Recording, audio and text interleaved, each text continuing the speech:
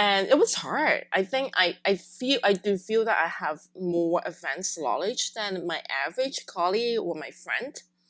And even going to the bank, they didn't really take me seriously when I asked them for questions. So, or they would assign a very junior financial advisor to me when I actually know all the answer myself. But I didn't have enough money to get a more experience. I don't know, is it just my money, my net worth, or my look, or my age? But I was never able to talk to someone who is more experienced. So I had to do a lot of my own learning.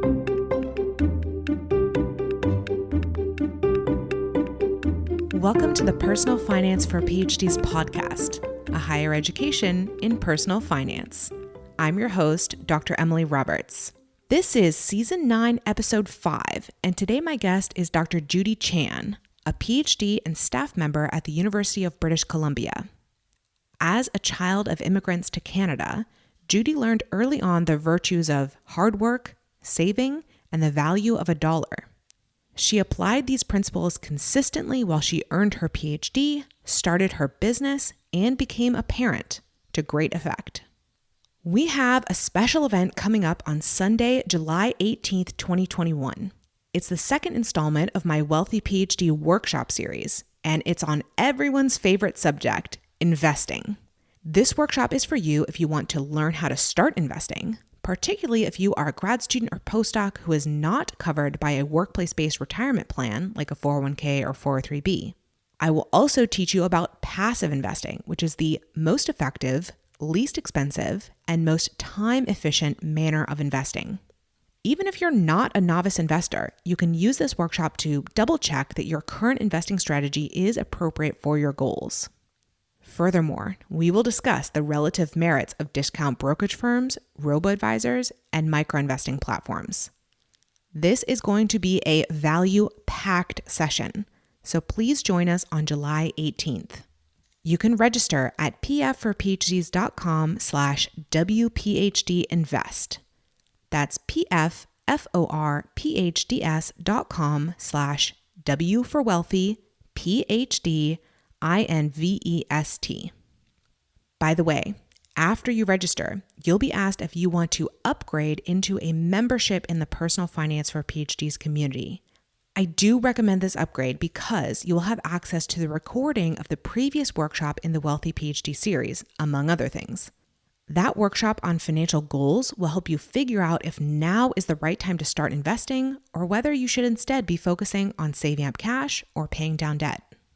Again, please go to pfforphds.com/WPHDinvest to register for the workshop this coming Sunday.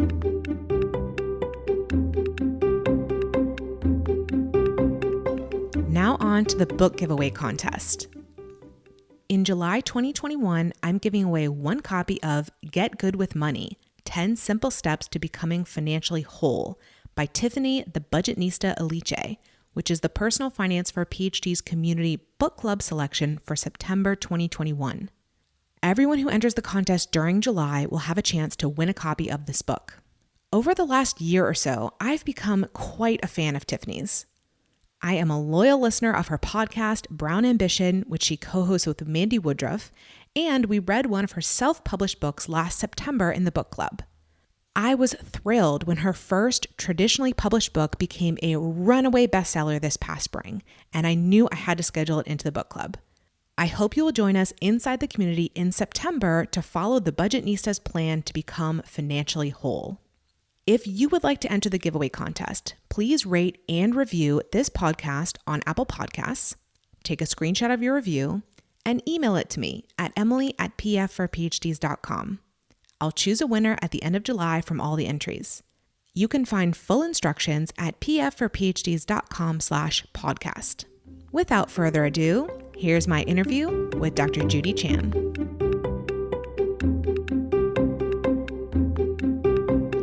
joining me on the podcast today, Dr. Judy Chan. She is a staff member at the University of British Columbia, and she's going to kind of tell us about her life through a financial lens. So we're going to start with her childhood. We're going to go all the way up to now. It's a real pleasure for me to speak with Judy today because, I interview a lot of grad students and recent PhDs on the podcast, and I love it. But I also love getting to hear from people who are more than a few years removed from that because they have a perspective on, the post-PhD stages as well. So I'm really happy to welcome Judy to the podcast. Judy, will you please introduce yourself a little bit further for the audience? So my name is Judy. I'm a staff member at my university, UBC, and I have a side business, and I am also a busy mom of two kids, parents around in the city. So I'm busy, and that's me. Yeah, great. Well, we're going to hear your kind of whole life story coming up, and we're going to insert some financial advice for anyone, coming up on that stage as we go through. So, Judy, as everyone in therapy will do, let's start with your childhood. Tell us about your childhood and how it, helped you develop a money mindset. I think I grew up in a very hardworking household. My dad was a restaurant owner back in Hong Kong. And I remember him, we would hardly see him. He worked 18 hours a day. I remember him sleeping in the back storage area. And but he worked really hard, and we don't see him. He doesn't take days off.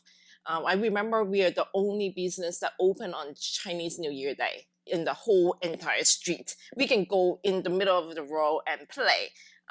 So that's how I grew up. I remember not spending any time off, meaning that I was actually helping out in the restaurant throughout the Chinese New Year. Yeah. Tell us about what happened upon your parents immigrating to Canada. I think I also learned a big lesson because we are very fortunate that growing up, like we were able to move to Canada in a pretty good, solid financial stage. I remember we got a house. In Hong Kong, we live in apartments, so we got a house here. Everything was good. My dad was telling us that he's retired now. So looking back, it was like he worked really, really hard for 15, 20 years, and then he was able to enjoy his retirement in Canada. He also opened a restaurant for a very short amount of time. We help out, but it was all very good and fun memory. It's hardworking, but it's really good memory for us. Every time when I see other people who also grow up in a restaurant, I think we have some shared memory there. I see. However, you did not take that route in your own life. So I'm wondering, looking back on your childhood, I'm glad you have such positive memories, but what have you taken from that about how, you're raising your own children? Raising my own children, we just have to be really hard, work really hard, and be very sensitive to money. I remember back then, getting wholesale beverage is actually more expensive than trying to get your cans of pops from the supermarket, from the big retail supermarket, where the retail price is lower than the wholesale price. So my dad would take us to the big supermarket, and we would be loading, like hand carry trays and trays of pops and juice to bring it back to the restaurant. So my dad got us helping all the time, and he tell us, this is how much we are buying, this is how much we are selling, and this is the price difference, and this is how we mark up. Or he doesn't say it, he just say, look, this is how people do business, and people may pay for $10 for a burger, but it may only cost us $1. But if we can find ways to cut the cost down to 80 cents, that's an extra 20 cents for us, for the family. So when we go out, my kids are very lucky. I think they are in a very privileged space, but we will continue to remind them that things that we get, there's a huge markup out there, and we may be able to make it on our own, or like clothing or other things that at a lower cost. So telling them the value of the product that we are getting every day. Yeah, so it sounds like you had some real, organic lessons around cost and value and the value of the dollar and what you can add to the situation because you grew up in that entrepreneurial family, and that's also something that you're instilling in your children. Yes. So let's move on to your university days. Yes. You were at UBC for undergrad and grad school. Tell us about your funding situation during grad school. Oh, grad school was amazing. I didn't know that there's so much funding available for grad students. There's scholarship and fellowship and TA-ship. There's also a lot of smaller scholarship that I never realized. I think in a way, undergraduate, in order to get scholarship and fellowship, is very competitive. My experience is grad school is so much easier. And so there's funding and scholarship everywhere. Just apply them and start saving. So again, in my situation, I was lucky enough that I can start. I started at as early as 6 years old. I was able to continue to see the numbers in my bank book at bank account grow. But I do feel that for most grad students, that is hopefully you will get enough fellowship and scholarship for your basic needs. And there are other sources of income around campus. Like I work at UBC now, so I see there's actually a lot of employment opportunities out there, and use them as to start building your own wealth, your own saving.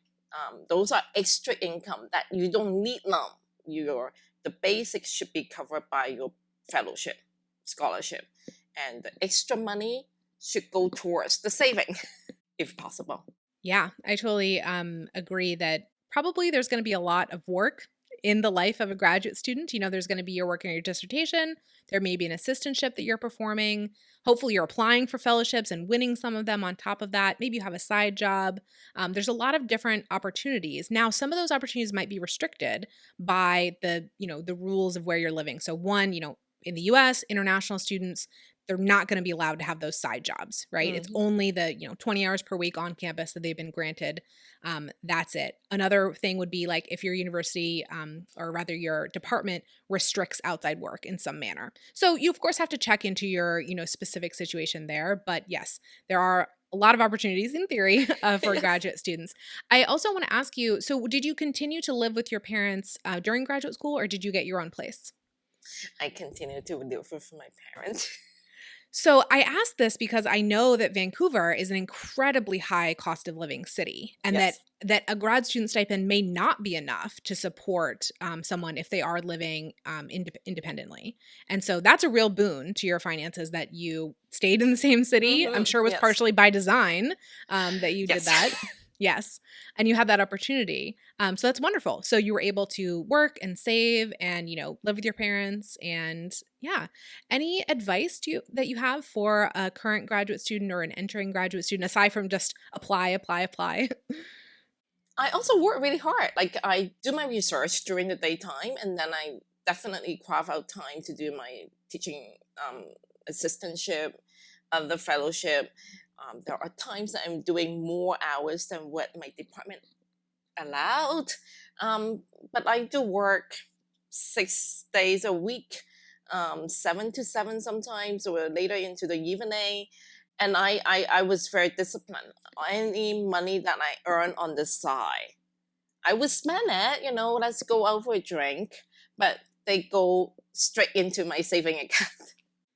And I also understand that, you mentioned during your college years, you were doing a lot of tutoring as a side job, but you Yes. also started a business during Yes. graduate school as a Yes. tutor. Can you tell us about that and why you decided to take that on? Everything is a luck, but then it's also an opportunity. Like I was doing a lot of tutoring, and I noticed there's a gap. There's something that is not available here. And my friend introduced me to a franchise. And I think my friend actually asking me to be a manager to help him out. But I look at the franchise. I love it. I like it. I really, I think it really feel the gap that I noticed myself. So I started a franchise. And at that time with my boyfriend then, he always wanted his own business. It doesn't matter what it is. That boyfriend is now my husband. So it worked out quite well. So and to be honest, now that I look back, I take risk, but it's all very calculated risk. Running a tutoring center has the minimized cost, like minimal cost. There's no inventory. You just need to rent a space, very minimal decoration and renovation. So I started a tutoring center at when I was doing in the middle of my PhD. Wow. And you said that a friend initially approached you about this opportunity. Was that a friend who was also in grad school or someone you knew from Yes. another? Oh, wow. Okay. So did he also have a tutoring center locally? So he started. He looked into the franchise, and then he started he became a franchisee. So then I asked him, well, how can I be one too? So he was a he was also a grad student at that time. Wow. This is a fascinating idea. I've never thought about people becoming franchisees during graduate school, except I'm now remembering that I actually knew someone who did that in a different business. So when I was in graduate school, I was friends with someone who was a franchisee for PhD posters. I don't know if they're still in existence, but they had Oh, multiple locations around the US, and it's a poster printing service. And so it wouldn't be, it would be grad students usually affiliated with the university, and they would, drop off posters that people ordered to the various, lab spaces. And anyway, it seemed like a great kind of business model for a grad student wanting to run a side business. And it sounds like your business was also, in a similar way, a little bit of overhead for the space, but I'm imagining you paid contractors, right, to do the tutoring. So that's not yes. any, serious payroll cost. Yeah, interesting. Okay. So when, you're getting to the end of graduate school, sounds like you had a healthy savings account at that point. Do you want to tell us, what your net worth was, or were you doing any like investing, or was it strictly just cash savings? It was Um, I started looking into mutual fund. Someone introduced me to the idea of mutual fund. My dad did a lot of stock trading, so I understand the buy low, sell high idea. But he only knows about the trade market in Hong Kong. He has no idea how the Canadian or the American system work.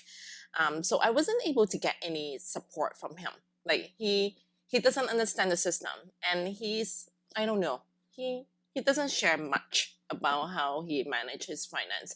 So I had to learn everything on my own, and it was hard. I think I do feel that I have more advanced knowledge than my average colleague or my friend. And even going to the bank, they didn't really take me seriously when I asked them for questions. So or they would assign a very junior financial advisor to me when I actually know all the answer myself. But I didn't have enough money to get like more experience. I don't know, is it just my money, my net worth, or my look, or my age? But I was never able to talk to someone who is more experienced. So I had to do a lot of my own learning. But I was lucky. During our grad years, one of our technicians in the lab, he's a very advanced investor. So there are a few of us. We will be spending our afternoon tea time. By the way, I study food science, so we will be spending our ice cream time talking about finance. So there are a few of us who will exchange ideas on what can we do with our money, stocks, mutual fund. But I had to do a lot of my own learning. Hmm. And so that process did start during graduate school. Yes, officially start graduate school. I've always been curious and interested about trading, buying stocks, but I just didn't have enough confidence as a high school. I think in high school I was already keen to know more, but it was no, I would say I started in undergrad in college that I wanted to know more. Yeah, that's a really kind of interesting combination of like seeing an example from your parent and getting some of the mindset of the importance of investing from your parent, yet not being able to receive the practical help because of Right. being in a different context. Mm-hmm. I hadn't heard of that before, but yeah, so it's actually for you maybe a little bit the best of both worlds because you got to be inspired by your parent, but still had to do all the legwork on your own to figure it Right. out, which of course Yes. means you really internalize, what you're learning. Mm-hmm. Mm-hmm. I Yeah. think I also learned how to do my own income tax when I was in high school. I had to help my parents because English is not the first language. My parents actually rely on me to look for an accountant. And I am someone who loves numbers and money. And so I actually read into personal income tax when I was in high school. And so, yeah, I had to do all that education on my own. So till today, I still do my own income tax. Yeah, they certainly you were forced to grow up, and it's benefited you, right? Thank you. Yes. Emily here for a brief interlude. This announcement is for prospective and first-year graduate students. My colleague, Dr. Toyin Ali of the Academic Society, offers a fantastic course just for you called Grad School Prep. The course teaches you Toyin's 4-step Grad Boss method, which is to uncover grad school secrets, transform your mindset, up-level your productivity, and master time management. I contributed a very comprehensive webinar to the course titled Set Yourself Up for Financial Success in Graduate School. It explores the financial norms of grad school and the financial secrets of grad school. I also give you a plan for what to focus on in your finances in each season of the year that you apply to and into your first year of grad school. If this all sounds great to you, please register at theacademicsociety.com/Emily for Toyin's free masterclass on what to expect in your first semester of grad school and the 3 big mistakes that keep grad students stuck in a cycle of anxiety, overwhelm, and procrastination. You'll also learn more about how to join grad school prep if you'd like to go a step further. Again, that's theacademicsociety.com/EMILY for my affiliate link for the course. Now back to our interview. Okay, let's talk about the post-PhD phase. Yes. But we're not going to quite get to kids yet. And let's talk about your finances, after you finished grad school. Yes. So it was time to get married. Looking back, my boyfriend then, my husband now, he said I was crazy because we just started a new business. We were still very young. And before we got married, because we were in a very stable relationship, we know we are going to get married. It's just a matter of Judy finishing her PhD. Everything was on hold until I was able to finish my PhD. And my choice. I think that's a common story. Yes. And then sometime around after the business, before my PhD, before we got married, I said, let's get an apartment. We need to get into the real estate market. The real estate market in Vancouver has been crazy for the last 15, 20 years. It's been always up with a little dip, but it's always up. So I said, let's go buy our first apartment. So we got our first apartment, and one of my criteria is we need to have a tenant in the apartment. It will be a bonus if there's an existing tenant in the apartment. We would just carry over the rental, the lease. So we did that before my PhD's done or before we got married. Wow. So I've learned that this term is house hacking. Yes. Buy a property, live in it with your tenant. And whether Yes. that is, in an apartment where you're it's a roommate situation. That could also be like a multifamily if you went that route. Yes. But yeah, really glad to hear that you use that strategy. It's one I'm very excited about learning more about this spring. We did a focus on, well, I'm not sure when this will be published, so it's either in the past or upcoming, but in March 2021, we are reading the house hacking strategy in our book club inside the Personal Finance for PhD's community. So if that hasn't happened yet, listeners, check that out if this strategy interests you. I'd like to know some of the numbers on that. Like how much did having a tenant there help you out? Was it worthwhile to sacrifice, the privacy and so forth? Yes. And how many years did you do that for? So we had the tenant for less than a year, and then we got married. So we moved into, we asked the tenant to leave because we need to get into, that's our place. So that's when I officially moved out from our parent. Same for him. He was living with his parent. And then, so we got married. I finished my PhD, got married. And all those orders is important in Chinese culture. So, and then we had kids, and then I was pregnant. And then when I was pregnant, I was in the elevator in the apartment, and I go, no, I don't want my kids to grow up in an apartment. I want my kids to grow in a house. This is why we come to North America. We want to live in a house. And then I did very quick. It wasn't too hard to find out that we can actually afford a house if we rent out the basement. What that fits into what you just told us, the house hacking, because the tenant will basically be able to pay for the difference that we have to pay in our mortgage. That's it. Why not, right? We gotta sell our apartment, get a bigger house. The rental that we can get from our basement will pay for the difference. So it was a very logical change or purchase for us, for me. Yeah, enabled you to upgrade your housing situation, get more space and so forth without having the full burden of the cost solely on your incomes. And so how long did you stay in that arrangement? We stayed in that arrangement for about 4 years. That was after my second kid was born. And I'm so lucky. I have a girl and a son, a girl and a boy. And then at that time, I had that illusion because I came to Vancouver, Canada when I was 14, and my parents put us in the basement. I was happy. Like my sister and I, we were just happy to be in the basement. So I had that illusion that I can put my kids in the basement. So we can ask our tenant to leave, they can go into the basement. But I forgot that in between 5 years old and 12 years old, I cannot put them in the basement. So we, at that time, in the main floor, we had 2 bedrooms. So we really need a 3rd bedroom because, 2 kids. So, and then we were really lucky again. It was about time to upgrade. Oh, by the way, my money advice, any extra money we have, we put it into our mortgage. So when I shop for mortgage, I really look for a very flexible repayment method.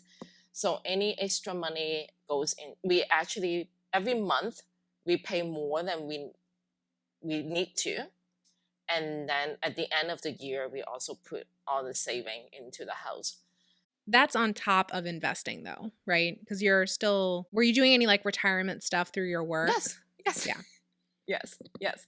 Retirement stuff, take advantage of the retirement pension plan at work, and then putting any extra money into the mortgage. So we were able to, 4 years into the house, we were able to upgrade to a bigger house. So that strategy, it sounds like, is because you knew that you would be not in that house for decades. You knew you'd be changing. And so you get the mortgage paid down. So you have a lot of equity to go into your next property. Is that the idea? No, we didn't know that. When I purchased that house with I call that a smaller house with the 2 bedroom in the main floor and 2 bedroom in the basement, I really thought that my kids would grow up in the basement because I enjoy it as a teenage, but I forgot about that in the middle time. And so when it was time when I need to have 2 bedroom for not 1 bedroom for my son and 1 for my daughter, I felt that we need to upgrade the house, and having so much of the mortgage that's been paid down help us upgrade our house. Gotcha. I pay it down not because, what was the reason? I just don't want to own that much money. I have extra money, then just pay down the mortgage, because everything that I pay down will go straight to the principal. Then I don't have to pay interest on them. Yeah, absolutely. I'm inquiring about this because, we are in a super low interest rate environment right now. Yes. What was your interest rate at that time? 2.5. It was super low. Yeah, it was super low. Yes. So this is really about you, as you just said, not being comfortable with holding that much debt. And as I'm tracking through your story, this is the first debt that you've actually taken out, right? Yeah. Yeah. So you're just a naturally debt averse person, and this is part of that. Well, but at the same time, it doesn't matter. Okay, let's say just pick a number, 3%. 3% is pretty low. I think where you're going, why don't I put the money into the stock market? I have to earn 6% return because I have to pay tax on that return in order for me to earn that 3% saving. So to me, and the stock market is known to be volatile. It's not guaranteed. So on one hand, I feel that I am getting that guaranteed 3% saving instead of putting the money in a stock market that I need at least, that's just like rough number, right? I need at least 6% because I have to pay tax on my earning. And I don't want to do that calculation. I don't want to worry about that. Yeah. No, the guaranteed return on debt repayment is very attractive. I agree. Yes. So we've talked about, real estate changes. Yes. Let's get an update on your business, from that Yes. time period. Business was going well. It was going well. We were happy. Word of mouth. We were able to generate the money that we forecast. It was going well until pandemic. I have to admit, pandemic has a huge impact on our finance right now. But it's okay because I do have a stable job at the university. Yeah, so you have your full-time position. Was your husband's full-time job the business, or did he have a job in addition to that? No. Very soon, once we make the decision to go into the franchise, and as we were doing our renovations and as we're getting the prep work going, he had a full-time job at that time. He felt that he needs to dedicate, and he wanted to, and I said sure, because I knew he always wanted to be a business owner, and I was doing my PhD, so it makes sense that there's a dedicated person at the business, so he's full-time there. Gotcha. And let's talk then about the addition of the children, and Yes. you've already mentioned that that's caused some real estate, upheavals. Yes. But, how else have your finances changed upon having children? A lot. A lot. Children is very expensive for financial life. Yes, like daycare. Daycare is expensive in Canada. Every month is one TV, right? Every month is one iPhone. Like if we have to compare it to material. Also because in Canada, the illusion is we can get a whole year off. But the whole year off also means a significant pay cut, right? Yes, legally we can get the time off and then we will go back to have a job. But there's a difference in income. So that was okay because I think the business was doing well and I have enough saving. I never need to worry about that. But I have to say that every month that the childcare, the daycare fee was hard to swallow in the beginning. Whoa, that's another iPhone. That's another TV. That's, so it's expensive to have kids. And so then what happened with your finances overall? Does that translate to a lower savings rate, or, did you change your lifestyle during that period? I think we change our saving strategy. Or we just have to put more expenses and less saving. Yes. Yeah. So I have 2 children. They're ages 4 and 2. Of course, pandemic year is a weird year and we're not paying for childcare right now, but I am looking forward to my daughter turning 5 and starting kindergarten. And maybe there'll be some, before aftercare, I don't know, but I'm really looking forward to that state-sponsored childcare that's coming. I'll still have to pay for the little one for another, few years, but yeah, it's a really, really significant bite. And so it's kind of it's a phase of life, right? When you have to pay for childcare, it's a phase of life. You have to accept, your savings rate is going to be lower than it would have been. But hey, once the expense goes away, you just can put all that money back into savings and your rate will shoot up. Oh, Emily, I don't know when it will be, we can get into that stage, because when they are 4 and 2 is the daycare. When they are 5 to 9, it's all the extracurriculum activities. My daughter, she dance.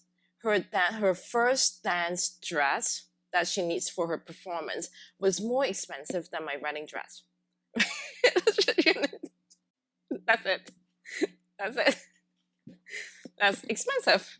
Yeah, I've heard that too, both about expenses with kids. Is that, the daycare is a lot at the beginning, but also just shifts later on to being other things. And then also, the intensity of the parenting is much more like it's physical when they're young, but it's very emotional when they're older. And you just have different kind of roles to play as they age. And how old are your children now? They are 10 and 12. Okay.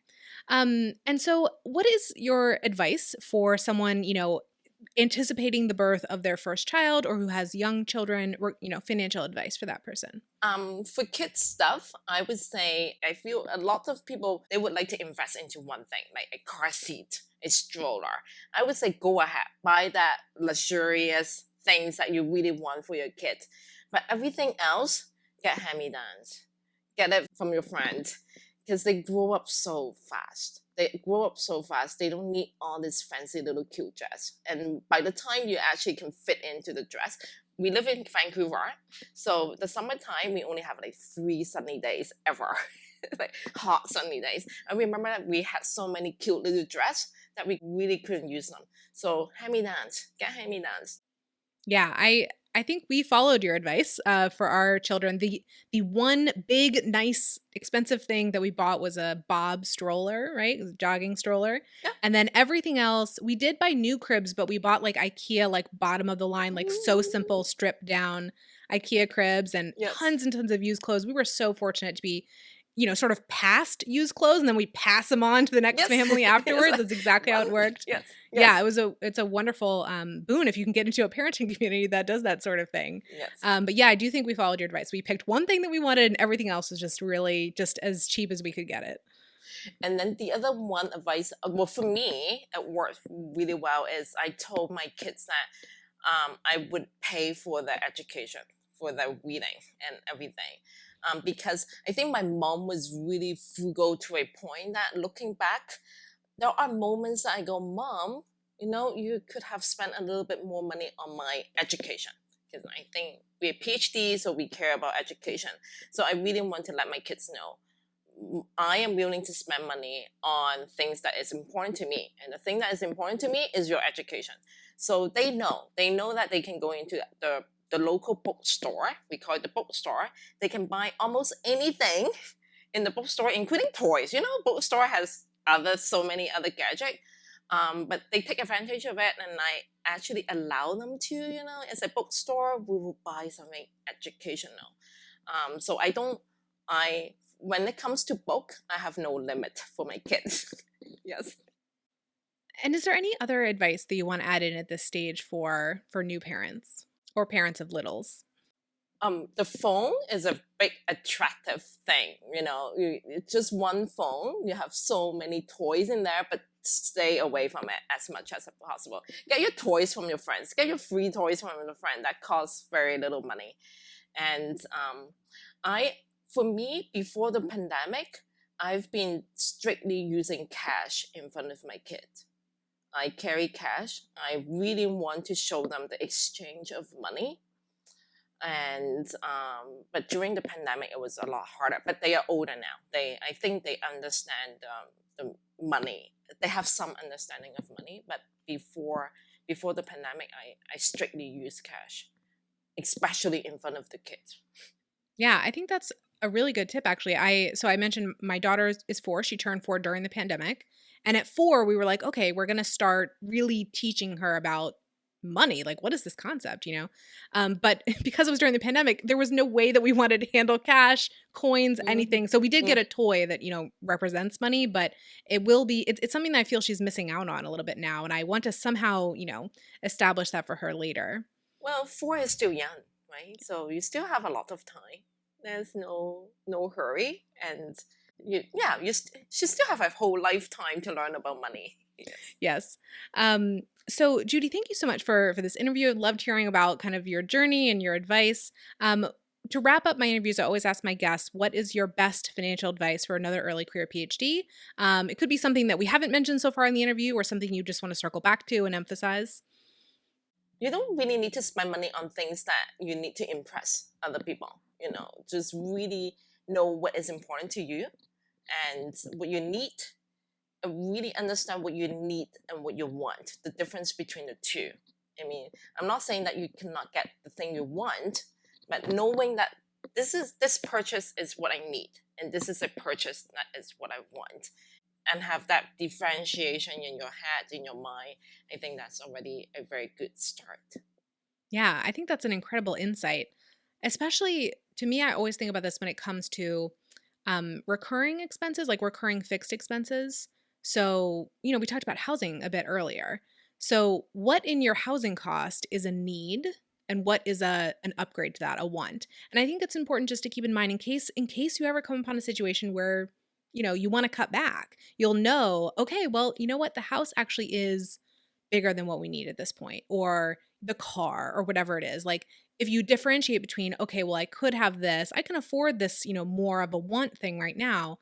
But just to keep in mind, yeah, there is a way that I can scale this down, should it come to it in the future. Like you said, to differentiate it in your mind. I really like that advice. And will you let us know, about your business? And you said, it's a little bit on the skids during the pandemic. Give us kind of an update on that and where people can find you if they're interested in learning more about it. Well, my business is more catered to kids, and so it's a reading center. We specialize in fostering reading and writing. We have lots of books, good novels from the state, and so it's called Reading 10. It's a franchise, and I love reading with kids, and we have program that is good from kindergarten all the way to grade 12. Lots of reading. Yes. Yeah, thank you so much for letting me know about that, and thank you so much for joining me today. Thank you, Emily. Listeners, thank you for joining me for this episode. pfforphds.com/podcast is the hub for the Personal Finance for PhDs podcast. On that page are links to all the episode show notes, which include full transcripts and videos of the interviews. There is also a form to volunteer to be interviewed on the podcast and instructions for entering the book giveaway contest. I'd love for you to check it out and get more involved. If you've been enjoying the podcast, here are 4 ways you can help it grow. 1, subscribe to the podcast and rate and review it on Apple Podcasts, Stitcher, or whatever platform you use. If you leave a review, be sure to send it to me. 2, share an episode you found particularly valuable on social media, with an email listserv, or as a link from your website. 3, recommend me as a speaker to your university or association. My seminars cover the personal finance topics PhDs are most interested in, like investing, debt repayment, and effective budgeting. I also license pre-recorded workshops on taxes. 4, subscribe to my mailing list at pfforphds.com/subscribe. Through that list, you'll keep up with all the new content and special opportunities for personal finance for PhDs. See you in the next episode, and remember, you don't have to have a PhD to succeed with personal finance, but it helps.